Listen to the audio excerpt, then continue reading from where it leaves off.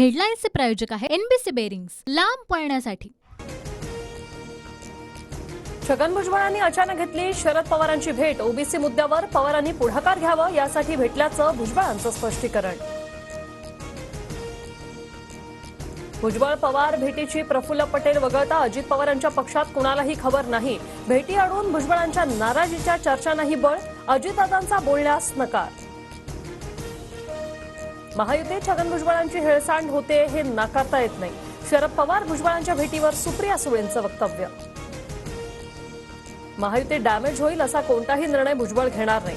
भुजबळ पवारांची भेट राजकीय समजून नये। भुजबळ पवारांच्या भेटीवर चंद्रशेखर बावनकुळेंची प्रतिक्रिया। मुख्यमंत्री शिंदेंनी जरांगेंना काय आश्वासन दिलं माहित नाही, काय चर्चा झाली माहित नसल्याचं, सर्वपक्षीय बैठकीला आलो नाही असं पवार बोलले। भुजबळांची प्रतिक्रिया।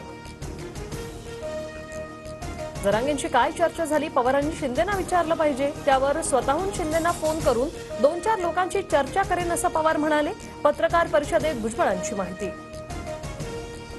संभाजीराजे कोल्हापुरातील शाहूवाडी पोलीस ठाण्यात विशाळगडावरील अतिक्रमणाविरोधात आंदोलन केल्याप्रकरणी संभाजीराजेंसह 500हून अधिक जणांवर गुन्हा। क्रॉस वोटिंगसाठी आमदारांना ट्रक आणि टेम्पो भरून पैसे, मत देणाऱ्या आमदारावर 200 कोटी उधळले तर काहींना जमिनी दिल्या, राऊतांचे भाजपवर आरोप। विधान परिषद निवडणुकीतील क्रॉस वोटिंग करणं आमदारांना भोवणार, काँग्रेस 6 वर्षासाठी आमदारांना निलंबित करणार, सूत्रांची माहिती।